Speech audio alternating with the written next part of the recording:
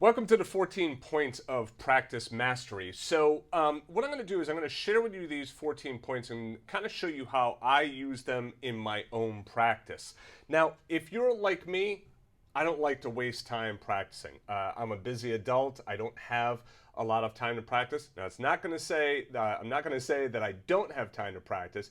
I just don't have a lot of time. So that means when I have time to sit down and practice, I want to make sure that my practice is productive and I'm getting the most out of it. So in order to do that, I've created my own 14 points just to make sure that I know a section, a piece, a concept, whatever it is that I'm practicing. Let me pull up the 14 points so you can see what they are. All right, so if I just go through them real quickly, you can see that it's, can I play just the right hand? Oh, and by the way, these points are not in a particular order. I might change the order of these. I might even add some points down the road to this. But for right now, these 14 points, it's a good place to start. So can I play just the right hand? Can I play just the left hand? Can I play it soft or loud? All right, so we're going to go through each one of these. And what I'm using as a practice right now is the bridge of Whisper Not. So like I said in my email, I learned the A section. I transcribed it from Keith Jarrett playing it. And I was like, I never transcribed the B section. So now I get the B section and I want to get this underneath my fingertips and I want to start to understand it. So now I'm going to practice this. All right, so the very first thing, the very first practice point is, can I play just the right hand? Okay, now some of this might seem simple, but it's always a good idea just to try because you might be like, wait a second. Oh, wait, I can't play the right hand, all right? So let me make sure that I could go through and play the right hand. 1, 2. Whoops.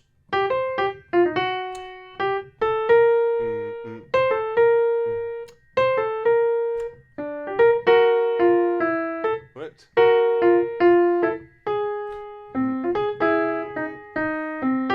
All right, so now I know that, okay, well, maybe right in here, this little part right here is giving me a little bit of trouble. So now how do I mark that on my 14-point sheet? Well, what I want to do is I want to go to the 14 points, and you see that I have a 20, a 40, a 60, and an 80. So notice that there's no 0 and there's no 100. There's no 100 because we all make mistakes, all right? I just made a mistake right there. We're all human. We're going to make mistakes. Don't worry about that. That's fine. Just keep plowing through the mistakes. There's also no 0 because 0 is doesn't feel very good to see a 0 there, right? So think of 20 as you're just getting started. You really can't play it yet. Think of 40 as, yeah, you could play it now and again. 60, it's like you're getting much better. You could play it better than half of the time. And an 80% means that, okay, I could play it most of the time. Doesn't mean I'm not going to make mistakes every now and again, but even if I make a mistake, I'm able to recover from that mistake because I've been able to play it well enough, every time. So I'm going to say that that's between 60 and 80% that I can play that right hand, no problem. All right, can I do just the left hand? All right, so now I take a look at the sheet music for just the left hand. All right, just the chords.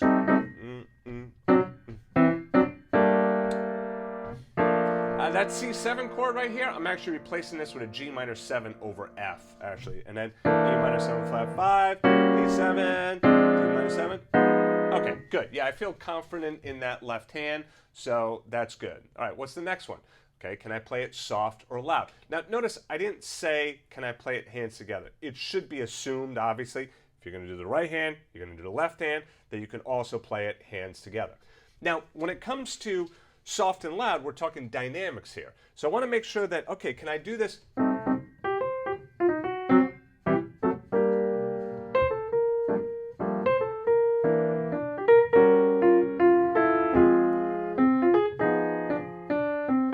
All right, good, there. Now what if I do it loud?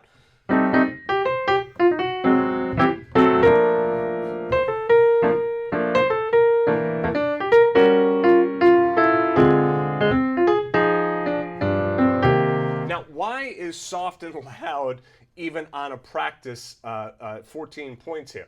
Because believe it or not, when you play it soft or loud, you might find that when you're doing one or the other, it kind of messes with your head, might even mess with your fingers. So you want to make sure that you're practicing your different dynamic ranges because when you obviously play it, you want to be able to move in between different dynamic ranges. All right, what about my articulation? Can I play a staccato?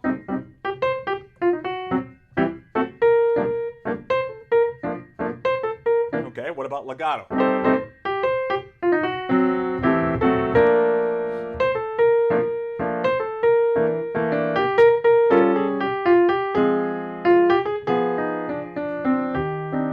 Yeah, all right, so I feel like I can play it staccato, I can play it legato. Can I play it from memory? Well, I just played it from memory, so yeah, I feel pretty confident that I can play it from memory. What about moving it to a new key? Now, again, this is where you might find that these are not in order. Number 13 is, do I know the analysis of the section? So you might want to analyze it before you start to move it into a new key. I'm not going to get into the analysis of this right here, but moving it into a new key, basically I'm in C minor right now, so I'm going to move it into F minor. I'm going to go to my 6 minor chord.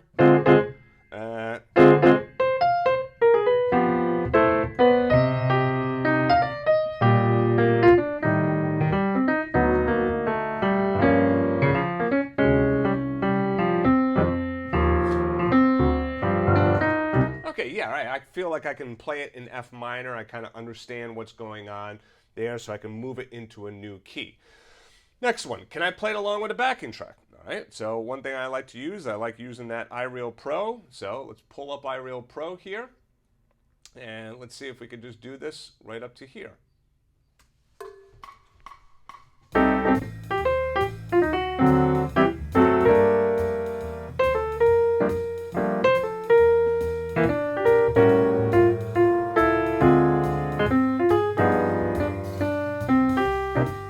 Yeah, so not bad. All right, so I can play it along with the backing track. The great thing about the backing track is I can play around with that tempo as well. All right, so I can move that tempo around so that it goes slower, goes faster. Okay, and then that actually kind of takes us right into this other point right here, which is down here. Can I play it super slow or fast? So with that backing track, I can go really slow or I can move it really fast. And then when I move it really fast, I might have to leave out some chords. It might just be moving too fast, but can I at least keep it going, right? Let me show you what that sounds like. Let's put this up to, let's say 230. All right, so let's do that.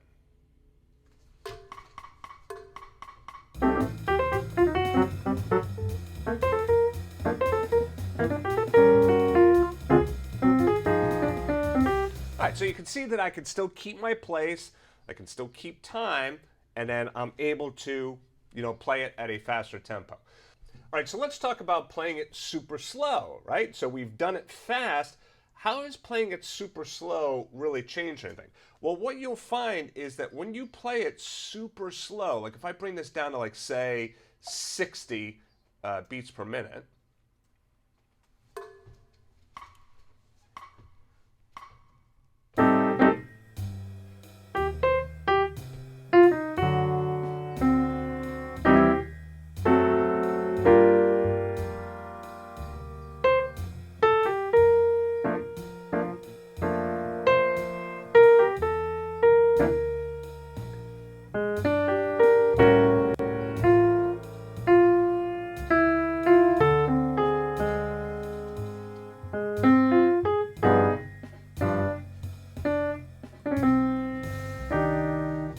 see that when I'm playing it super slow like that, it really takes some effort because I need to kind of sometimes alter the melody. I can't always play the melody just exactly as written. Sometimes I need to interpret it a little bit more.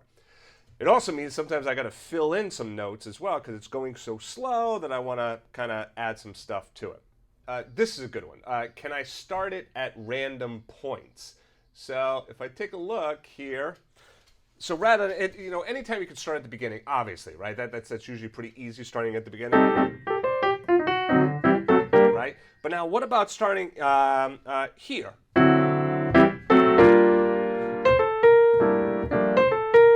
What about?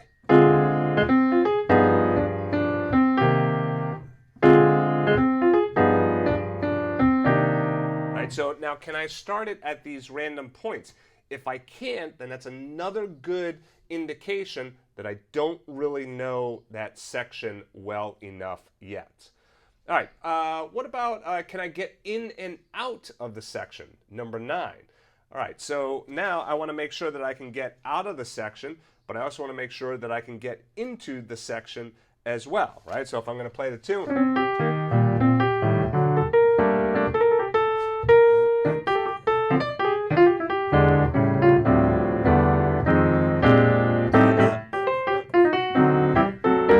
Okay, so I can get into the section. What about getting out of the section?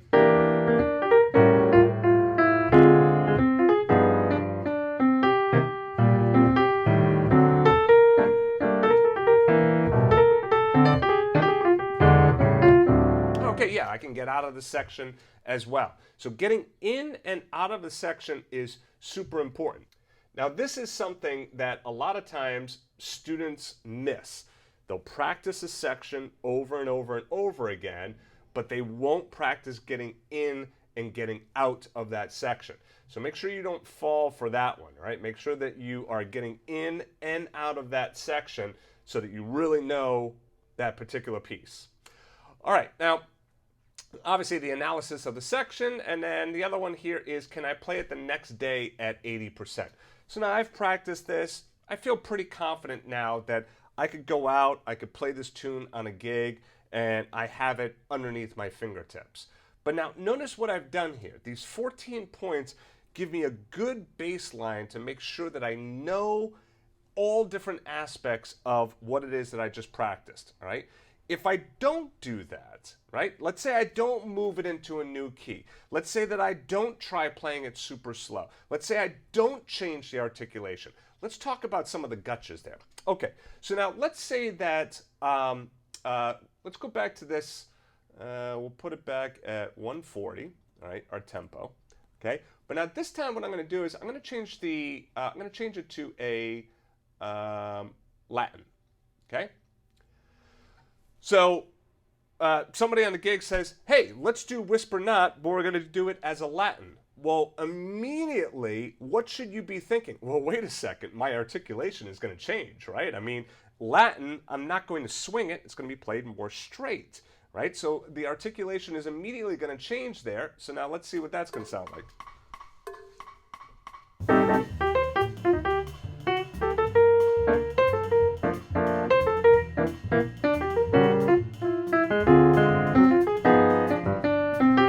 All right, let me do that again.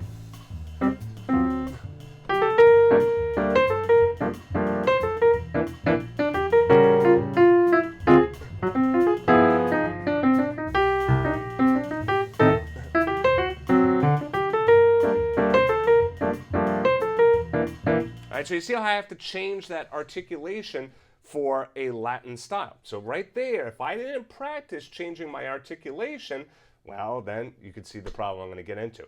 Let's say that someone says, hey, I want to do this as a real super slow swing. Again, if I didn't practice it, playing it slow versus fast, if I just stayed at one tempo, now when that tempo gets shifted on the bandstand or in the jam session or whatever, now I'm going to probably fall on my face right there. Let's say that you're going to work with a singer, and the singer's like, oh, I can't do it in C minor. Instead, I have to play it in F minor. If you've never practiced transposing it, again, you're going to get yourself into some problems there. So it's really important that you go through these different points, and like I said, these are my points, right? So you could choose your own 14 points. I'm not saying that these are the only practice points that you should have, but these 14 points are a good way for you to get started, just to make sure that you're practicing the stuff that you need in order to master a section. Leave in the comments below what points would you add, all right, or which ones would you take away. So thanks again. I'll see you in the next lesson.